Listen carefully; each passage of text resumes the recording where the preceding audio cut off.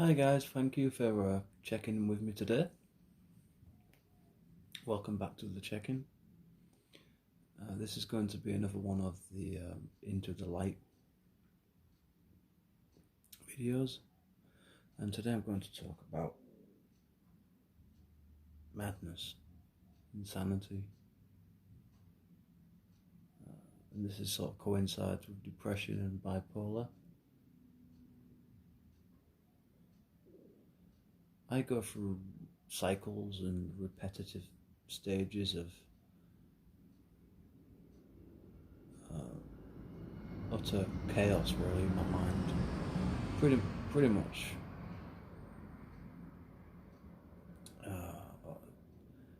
It's not so much daily as it used to be, but certainly frequent. It's a frequent and ongoing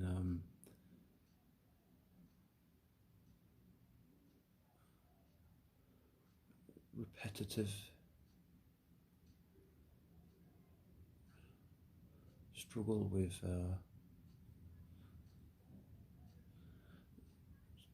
to keep my mind in balance and to maintain a level of stability.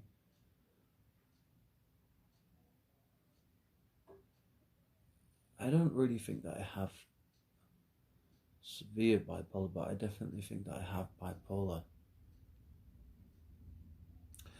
Although I've never actually been diagnosed with bipolar disorder in any form.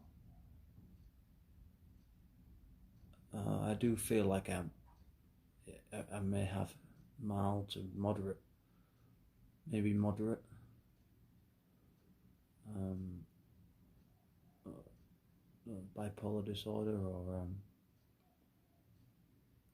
at the very least, if not bipolar, then it's very difficult to diagnose ourselves, and I'm not saying that I don't recommend people to do that, but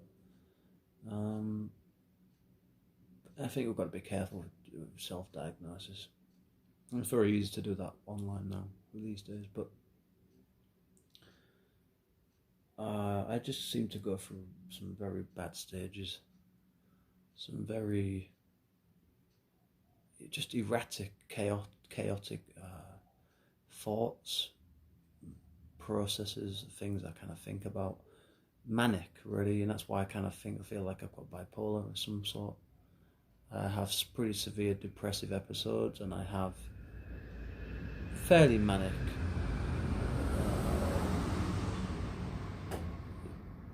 proportions, excuse me, of time where I just cannot see straight. I cannot think clearly. My mind obsesses over one type of over one thing. I become obsessed with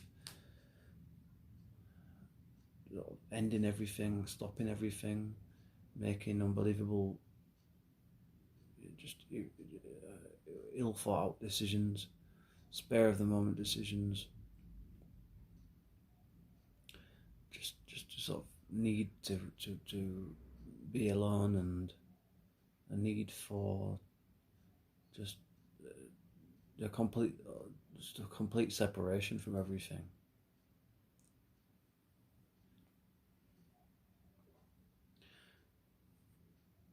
Some people probably don't think that I am mental, mental, but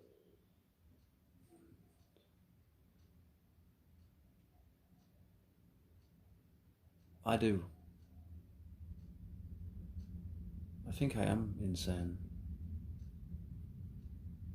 And I say that because I've had enough time to reflect upon it and reflect on who I am to the best of my knowledge. Just the types of things that I think about, and the just obsessive nature of my mind sometimes.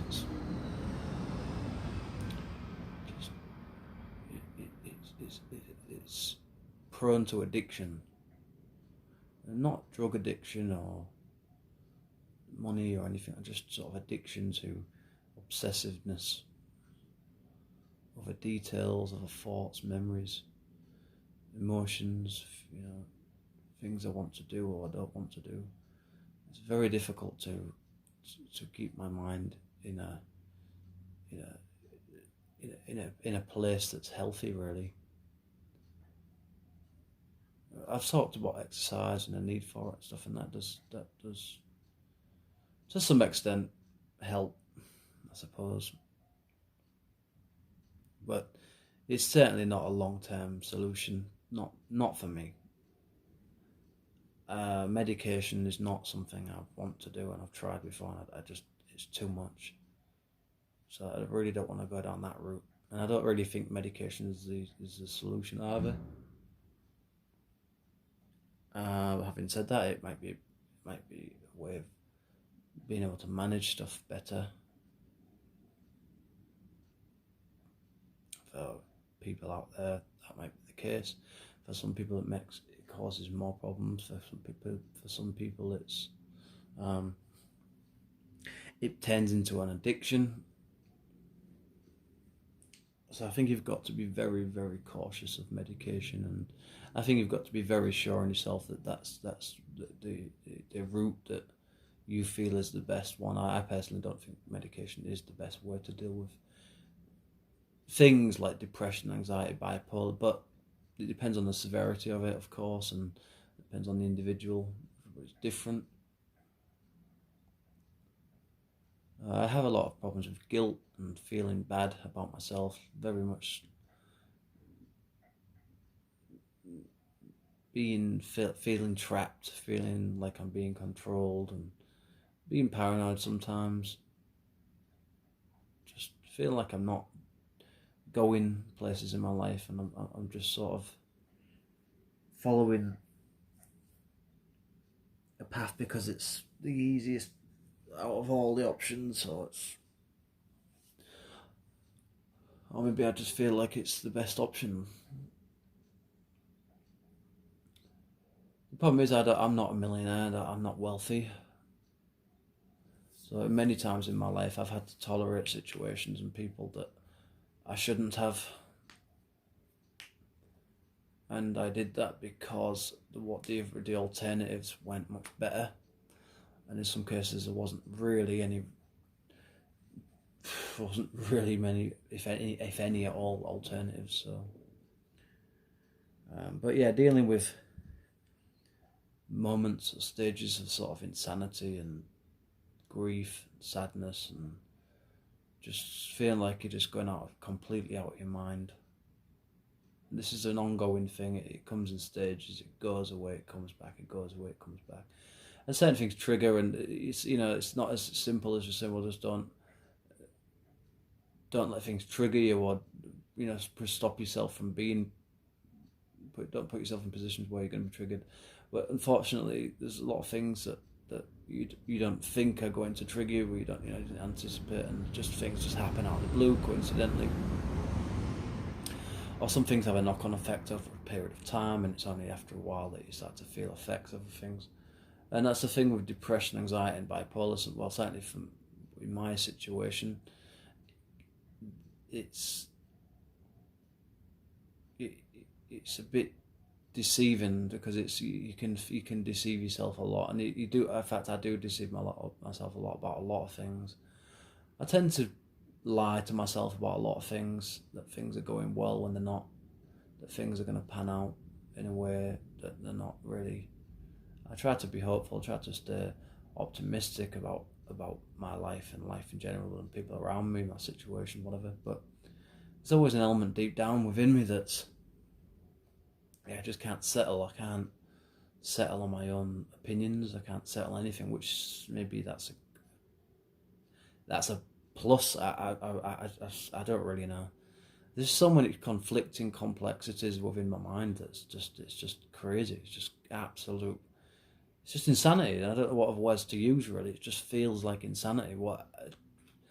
Not the insanity that, it's it's just not to the point of not being able to function. It's sort of functionable insanity, I guess you could call it.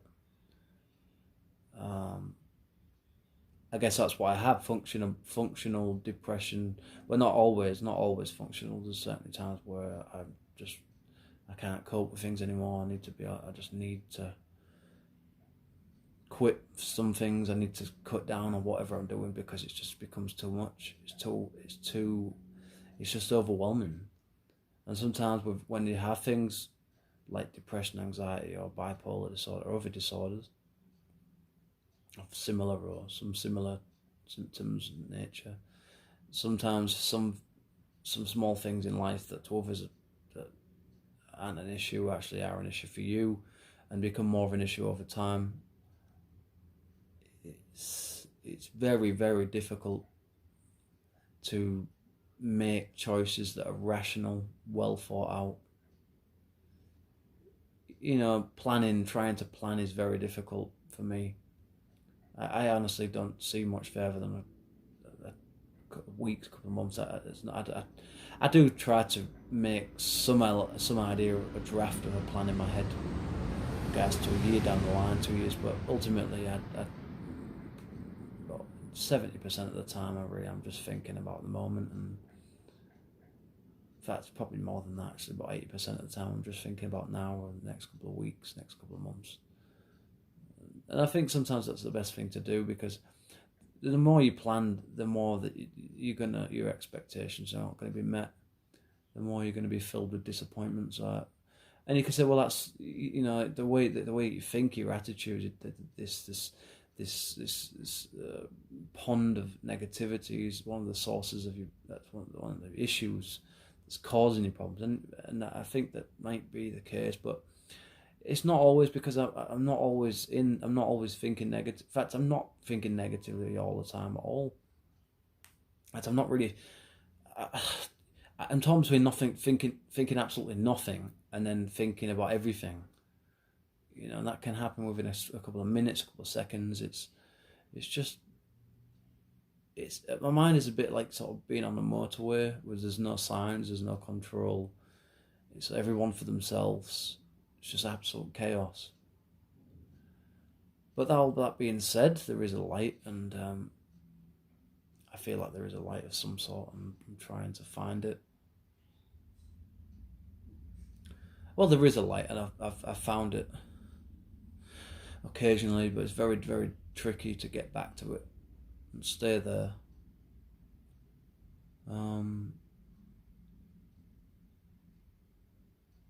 These kind of things are very difficult for me to talk about, because there's so much emotion in what I'm saying, but you might be able to hear it in my voice. But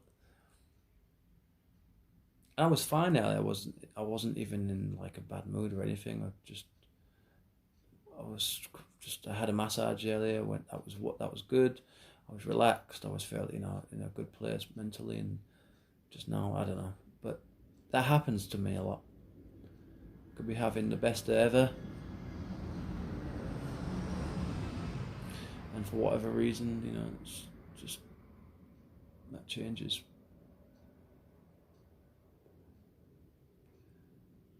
There's a lot of times when I would like to say something on camera, but I can't for different reasons. And sometimes I just forget some of the things I want to say, or sometimes things pop up after I've made a video, and I forget about the fact that I should have said this, I should have done that, I should have mentioned this, I should have brought that into but there's a lot of good things I've thought about, and I could have mentioned in various videos that I just didn't, and just went over my head, or I just wasn't thinking about it in the moment. Sometimes the best videos actually are the ones that haven't been made and should have been. But then again, saying that, there's an element of privacy, and this is my personal life, and I don't want to reveal everything about myself and my personality and my personal situation. It does just, I want an element of personal freedom, of course, and I wouldn't want to share everything, because there wouldn't be anything else to talk about. So, and it's not just that; it's just I want. This is just me online. This is me out off YouTube and Facebook and stuff is very different to the one on it in many ways. Of course, I'm still being me, but not being me 100%. Like nobody really is them completely 100% when they're online, because you're trying to keep up a facade, you're trying to portray an element, a certain picture of yourself that maybe it's partially true. It's never completely who you are, and that's the same for me as well. I'm obviously, the way I portray myself isn't 100%. Oh, it's fairly pretty close to who I am, what I am, But if anybody is struggling with bipolar out there, depression, anxiety, or anything like that, some sort of debilitating, crushing stress or anger or bereavement or whatever it is, just know that there is help, and there is people you can talk to. If it just means talking to a stranger or talking to, in fact, in many ways, talking to strangers is the best way to do it. Actually, I don't mean strangers off the street. I mean, talk to a counsellor, go and get help. Talk to the telephone numbers that, like Samaritans and things like that, because suicidal thoughts are part and parcel of a lot of things like depression, personality disorders as well. But yeah, that's all I really wanted to say for this video.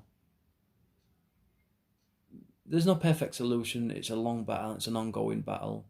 These things take time to understand and to heal from. And a lot of the things that cause problems are actually things that have happened in the past, whether that's a year ago, 10 years ago. A lot of things take a while to actually sink in, and you get clarity for things over time. And some of the clarity, unfortunately, causes depression as well. In fact, just living life is quite depressing in a lot of ways, because there's so much stuff that is and because of ourselves and the way that we function as humans, and the way that we build expectations and a world in our heads and around us that's very, very often not actually what reality is. But yeah, if you need medication, if that's what you feel is right for you, then I'd suggest that. But try seeking alternatives there. Try natural remedies, and try things like tea, and improving your diet, exercising a bit more, learning, meditation. Massages can help as well in some ways, because you don't have to think about anything. You can just relax and just let your mind wander off. And I mean legit massages, that is. Anyway, that's all I wanted to say. So thanks for checking in. Let's check out. See you in the next video. Bye bye.